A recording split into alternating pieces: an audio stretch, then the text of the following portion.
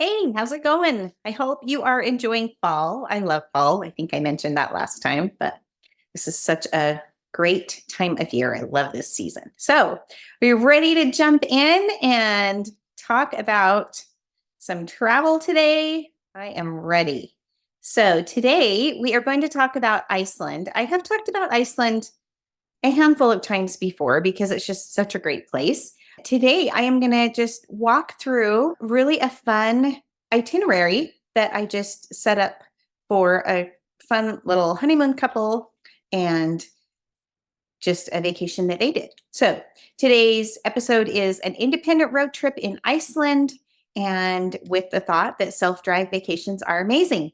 So, there are some places that if you ask me, oh, can you help me get to this place and help me plan a trip here? There are some places that lend themselves really, really great to self drive or basically renting a car and getting around. Of course, lots of places in the US are like that. But outside the US, there are also some really great options for, driving yourself around. For example, did you know that on the Hawaiian Islands, if you go to Oahu, which is the main island that has the city of Honolulu on it, that it's not always the best idea to have a rental car? Sometimes it is, sometimes it's not. But the public transportation on Oahu is great. Buses go everywhere, really cheap, and they can get you around all over the place. Whereas if you are, for example, if you're staying on Waikiki Beach or something like that in Oahu, then it's really difficult you have to pay a ton of money for parking at any of the hotels. And it's like being in any city at all, where it's just difficult to navigate with a rental car. If you were going to a different Hawaiian island, for example, Maui or Kauai, then I would definitely say you have to have a rental car because you're not going to be able to get anywhere if you don't have one. So the point I'm making is that there are places that lend themselves really great to renting a car. And one of those places is Iceland. Iceland is this amazing, amazing country that has so many just beautiful things to see, but you don't necessarily you don't have to go with a guided tour, or you don't have to go with, it's great to have excursions and guided things and things like that so that you learn about the places where you're going. But Iceland lends itself really great if you just drive yourself around and go to a bunch of different places. So that is what I did for this cute honeymoon couple, Ethan and Malaya. And I have known Ethan since he was, I don't know, maybe 2 years old. I don't even know. Really, really little, really young.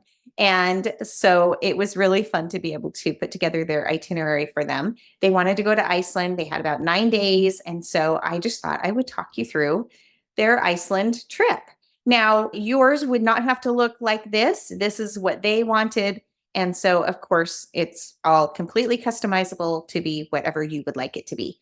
Their trip, they ended up staying in one hotel a lot of the nights of their trip. And they would just stay one night and then they would move on and go to the next place and stay one night and move on. And so that's kind of how we put their trip together, because that's what they wanted. They wanted to just cover as much ground as possible and see as much as possible. But if I were sending you on a self-drive to Iceland, we would cater it to whatever your needs are or your wants. So, but why do I recommend a self-drive trip in Iceland? First of all, the independence that you have. You can go at your own pace. You can sleep in if you want and then just wake up whatever time you want and get going. You can see the suggested things that I recommend for each day, or you don't have to. You can spend the whole day in the place where your hotel is, where you just woke up, and then just drive to the next place late in the day, or you can drive there early and get to the next place early. It's so wonderful how independent it is. Another reason that I love the idea of a self-drive trip in Iceland is all the scenery. Like I was kind of alluding to earlier, you can stop as often as you want. Take all the pictures you want, the selfies or the pictures of the different scenery along the way, the glaciers, the volcanoes, the waterfalls, the black sand beaches, like all the things. Also, I also recommend a self-drive trip because it's such a custom experience, like I've just been talking about. So you have a mix of guided recommendations for what to do, but also you can just explore on your own. You can look up things to do on your own that maybe I don't even suggest. So every single day can be really your own little adventure. So here is a picture of Ethan and Malaya in front of one of the many waterfalls that they got to see. They just barely got back, actually.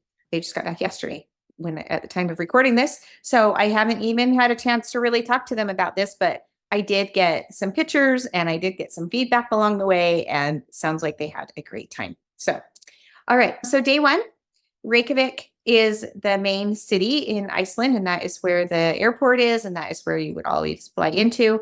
So day one, they arrive in Reykjavik and get to explore a little bit.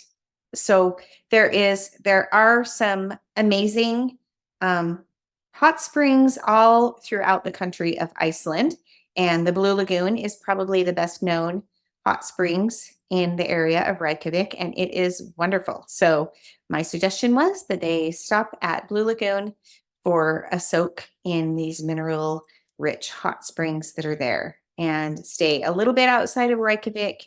The hotel is called the Hotel Ork, and even at the hotel, there's some really nice amenities. For example, there's golf, there's zip lining, there's a sauna, they have hot tubs right there, and jacuzzis. And so it's kind of a fun hotel to stay at for their first night as well, after you've been flying and you're just jet lagged. And anyway, so the first day is mostly just a day of a little bit of exploration, but a lot of just resting and being able to soak in your surroundings and just be ready for your trip that's coming up. Okay, so day two, I called this the Golden Circle Exploration. So on day two, they stopped at Thingvellir National Park. And this is a really cool place because this is where the tectonic plates meet each other, the North American and the Eurasian tectonic plates. And so you can walk between two tectonic plates. It's the only place in the whole world that you can do this. So cool. You get to see your first waterfalls here. It's called the Gullfoss Waterfall, and it is gorgeous. They've got waterfalls coming from two tiers. It's just amazing. And there's the Geyser Hot Springs, which the hot springs is called Stroker, and it's a big geyser, kind of like Old Faithful. So it's really in Yellowstone. So it's really amazing. There is also on the way that I recommended for them a stop at Espitz.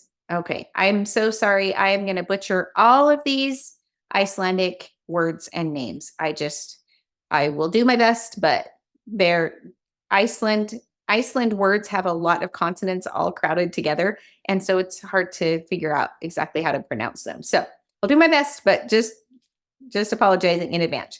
Anyway, there is a dairy farm that is called Efstidadolur Dairy Farm, and they have this local product that's called skyr, S-K-Y-R, and skyr is kind of like yogurt, and it's really amazing. They also have cheese and homemade ice cream, and so a fun stop on the dairy farm, at the dairy farm. Okay, then day three is what I call the South Coast Adventure. So for day three, you will visit so many great things as well. It's called this Þjórsárdalir Valley, and there are, volcanic formations and valleys and woods and kind of rocky areas. There are probably two of the most famous waterfalls in this area on day three, the Seljalandsfoss and the Skagafoss waterfalls. And these are beautiful. Behind the Seljalandsfoss is the one that you can walk behind, and you can see the waterfall from the back. So cool. There's also some black sand beaches that you'll get to see on this day. And then the hotel that I put them at this night is called the Hotel Klauster, and it's right near the Vatnajökull Glacier. So really fun adventures. So then on day four, there is a national park that you get to visit. It's called the Vatnajökull National Park. And then there's also a really fun glacial lagoon that you get to stop out. It's called the Jökulsárlón Glacial Lagoon. So this glacier that you get to stop at is Europe's largest glacier, and it's right in the middle of this national park. Then at the Glacier Lagoon, which is really cool, you'll get to see icebergs that are just floating along in this beautiful frozen lagoon. If you want to, on this day, you can take a boat tour among the icebergs. There is this amazing beach that is called Diamond Beach. And there's little chunks of ice and icebergs that are sitting on the black sand. And so it's really cool. It does look like diamonds, like strewn all along this black sand beach. It's so cool. And then for this night, I recommended that they stay at the Lilia Guest House, which is a family-run guest house with views of the glaciers and the mountains. So cool. Such a fun day to get to see, some glaciers and some, a lagoon with glaciers floating in it and all of that. That's really cool. All right. Now we're on to day 5, and this is through the East Fjords. Their drive today took them through Almenasgard Pass. And so they got to, drive through the mountains and stop at a place called Djupikvogur. And they got to see there are seabird egg sculptures all along the harbor. So that's really kind of a cool thing. In the area, there are what's called the Vok baths. And so some more opportunities to get to float in some, hot mineral springs. And these are cool because they have infinity pools, like it's a geothermal infinity pool. So they're kind of set up really cool. Their hotel on this night is called the Foss Hotel East Fjords. And it's like this historic hotel with a French-themed restaurant and a museum. This was their favorite hotel that they stayed in, the Foss Hotel East Fjords. They really enjoyed it and loved it. This second picture that I'm showing was their view from their room at the hotel, where they got to see across the fjord and just this really cool view. So day 6, getting to go to Lake Maivatn area. So Europe's most powerful waterfall is what they got to see today. It's called Dettifoss, and it is huge and powerful and crazy. One of these pictures that I'm showing, if you are watching the video, shows this huge, crazy, powerful waterfall. Like it's this long stretch. It almost looks like what a waterfall would look like jetting down the edge of the Grand Canyon or something. Like it's just this huge, powerful waterfall. The water's not particularly clean looking or clear looking because it's just got so much sediment and debris in it. But anyway, it's like amazing. Europe's most powerful waterfall, as you can imagine. Then another thing that you would get to see on day 6 is the Namasgard Pass. And they have more lava pools, lava fields, mud pools, and that kind of thing. And then this really cool place called the Studlagil Canyon. And they look like pseudo craters. And so it's really cool because there's these basalt columns that are kind of rising up on the sides of the canyon. And it's just really amazing landscape. Beautiful. So I do have a picture of this in the video as well. The hotel this night is called the Hotel Laxa.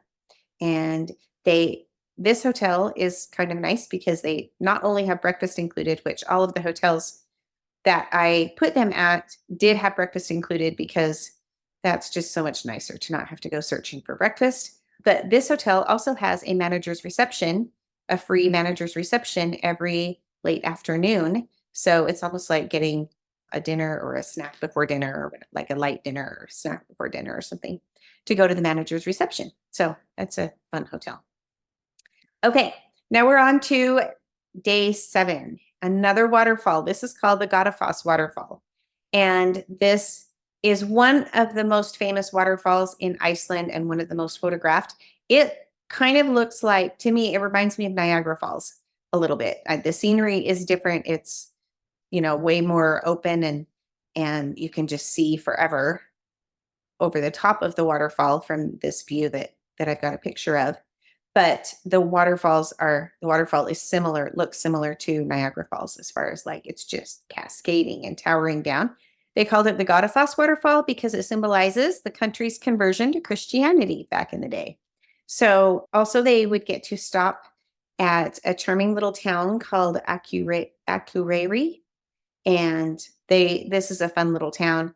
It's cute. It's like right on the edge of some water, but they also have botanical gardens and art galleries and just some fun places to eat, things like that. The hotel tonight is in Akureyri. It's called the Hotel Kea, and just a perfect location to explore like the little restaurants around and the fjords, of course, that surround the area, and museums and just all the things. So, all right, 2 more days. Here's day 8.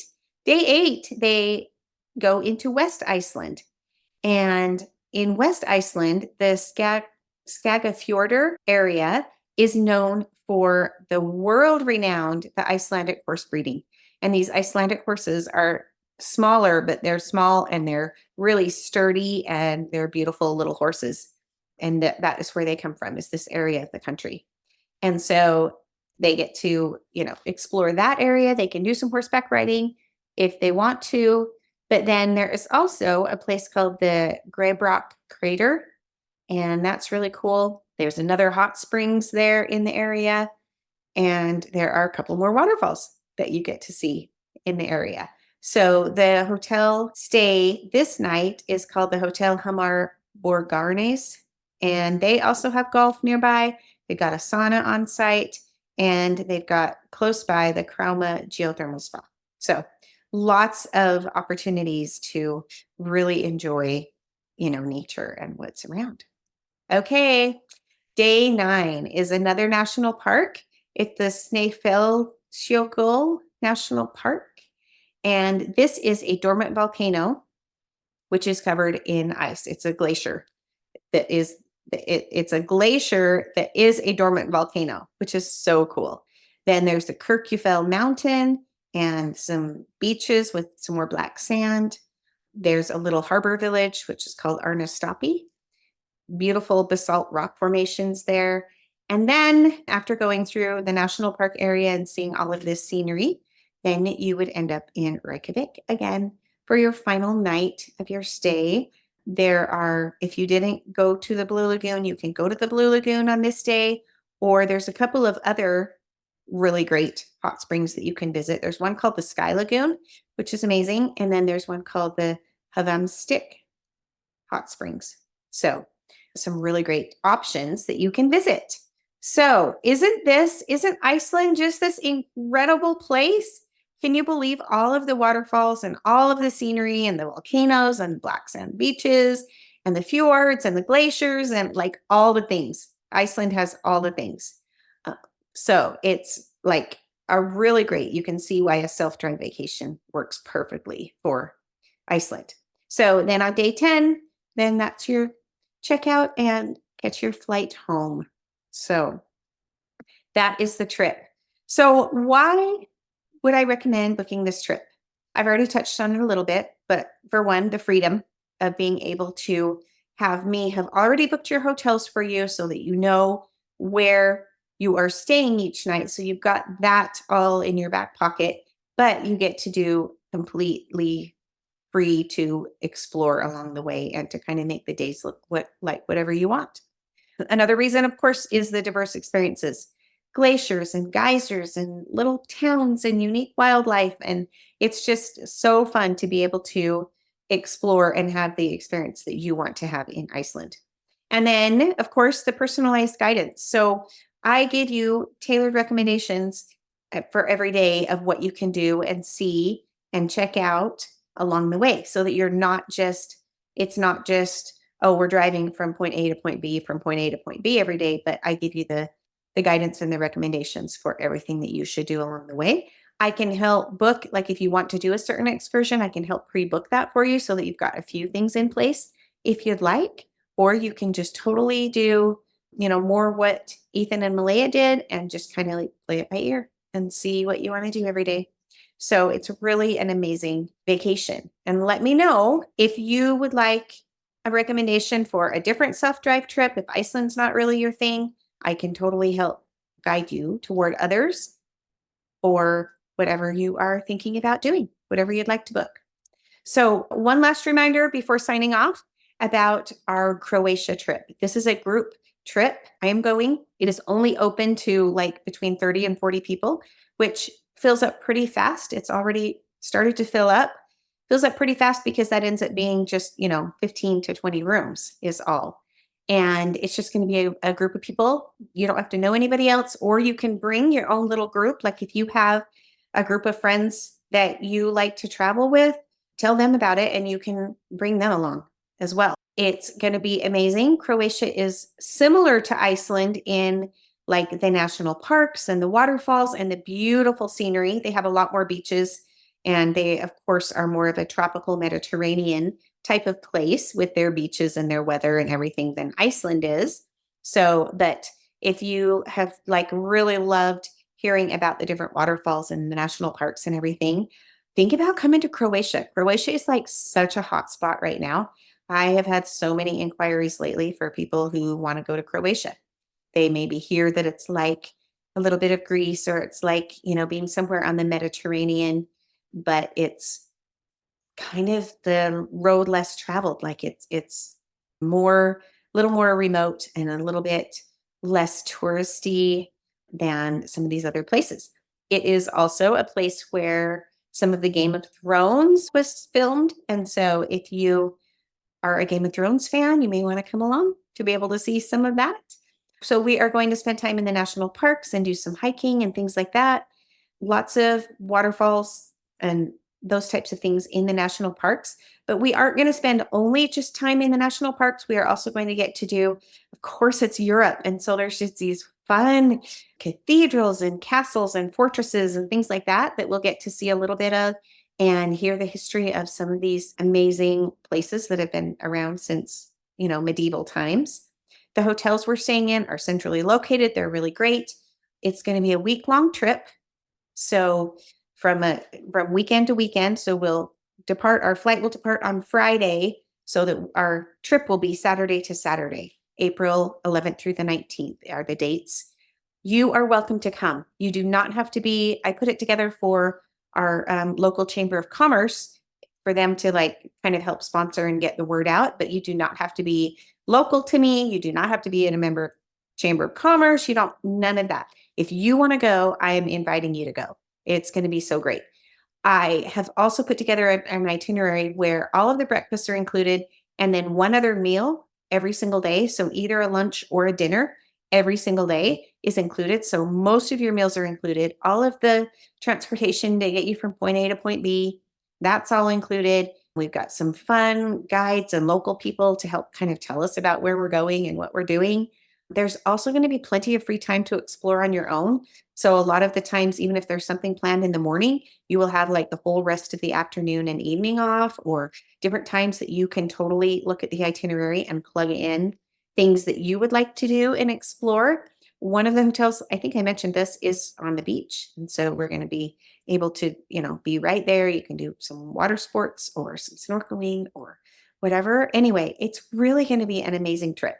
The flights that I've included are from Salt Lake City because that's where I am. But if you are not in Salt Lake City or you want to get your own flights or whatever, then there will be a trip credit.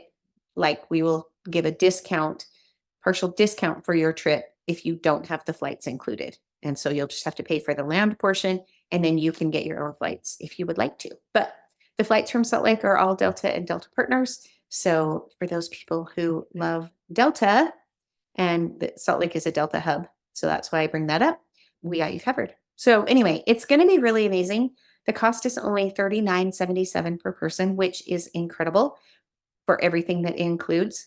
And it's going to be a really great week. So contact me if you're interested in getting more information, if you want to sign up, if you want to pay a deposit. Basically, the deposit is due now, and then the final payment isn't due until January. It's going to be great. Let me know if you want to go to Croatia, and let me know if you'd like some help planning a trip.